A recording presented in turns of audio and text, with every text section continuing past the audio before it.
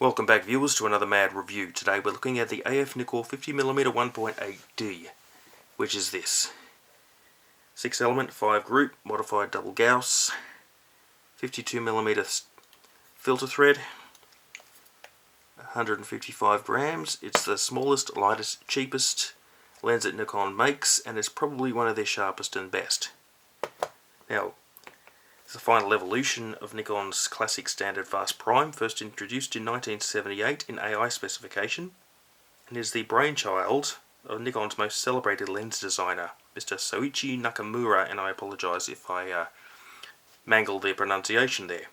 Now, Mr. Nakamura's 50mm has been in continuous production for over 40 years, and all through the introduction of autofocus and then digital, the optical formula has remained absolutely unchanged, apart from the type of lens coating applied. Now this has the this is the D version, released in late February 2002, and I think, don't quote me on this, discontinued recently. There's over 3 million of these produced, so they're not hard to find. They're very cheap. Go down to I don't know, JB Hi-Fi or Camera House or whatever, they're like $150 all day long. Brand new, in the box, with warranty. You can get them all day long, very cheap. And if you don't even want to pay that much because you're such a tight ass, well, Cash Converters has them for $80-90. But you may as well just buy it new, they're so cheap. The D version has been treated with, I don't know if you can see that there, Nikon's super integrated coating, which supposedly improves colour reproduction and minifies ghost and flare. Like that matters, because I never really noticed that on the Series E, which was only single coated.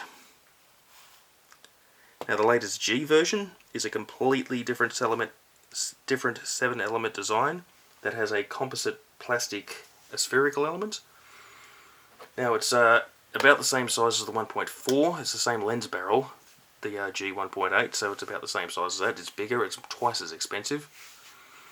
And it of course has some barrel distortion, which the D version doesn't have.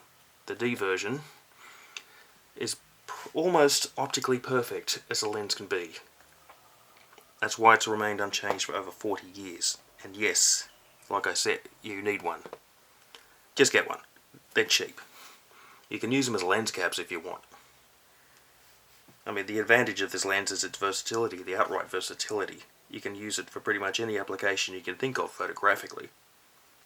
And no doubt quite a few that you can't think of. Landscapes, street, candid, portraiture, weddings, photojournalism, indoor, outdoor, underwater, aerial, sports photography. 50mm 1.8 can do it all, and at some point it probably has done it all. The fast maximum aperture and normal focal length make it absolutely invaluable for available light photography applications. And it's very bloody cheap. I mean, you can spend more than twice as much for an extra half stop for the 1.4, and it wouldn't avail you much because it's only a half a stop, and because modern digital cameras are so good in low light, it hardly matters anyway, so you can fuck that off and just get that. Or if you're really a masochist and want to punish your wallet, you can always go for the 1.2, which is a very, very lovely piece of glass.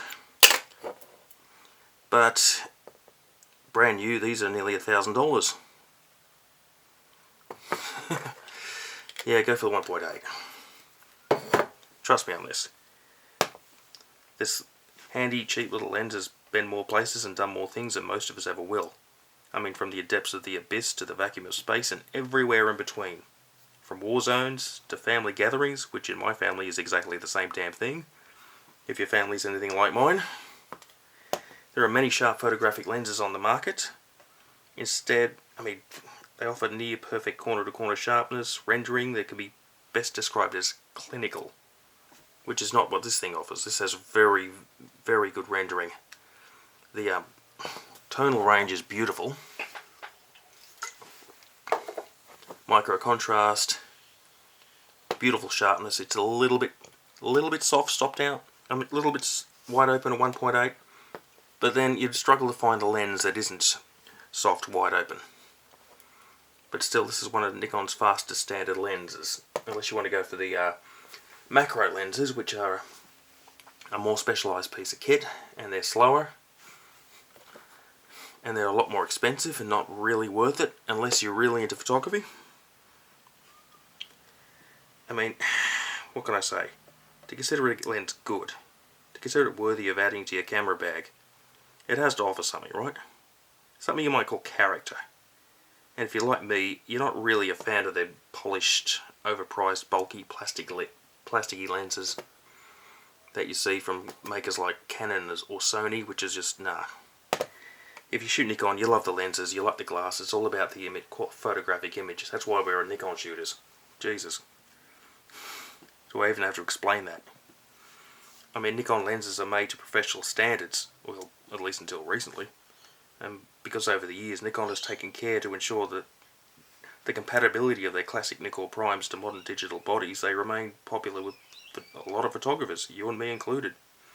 The only other two systems that I can think of that are even remotely compatible to Nikon in this regard are Leica and Pentax. And the problem there is, the Pentax system, as lovely as it is effectively dead and is very difficult to source. That's why I went from Pentax to Nikon. And of course Leica, well, they're so horrifically expensive that, do I even need to say? I mean, Leica glass is beautiful, but holy shit, they're expensive. Leica's cheapest standard prime lens, the Summit M 2.5, is a stop slower and is over $2,000 new. Now, most of you can't even afford that, so the Nikon bang for the buck is the best deal out there. And there's about 90% of what the Leica can do anyway. Trust me on this, since I own both.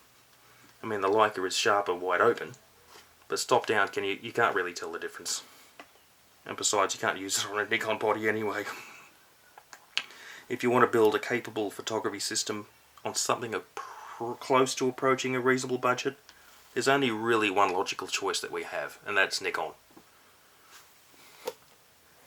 And this, if you're building the kit, is the very best lens to start building your system. This is Madness to the Method. Signing off.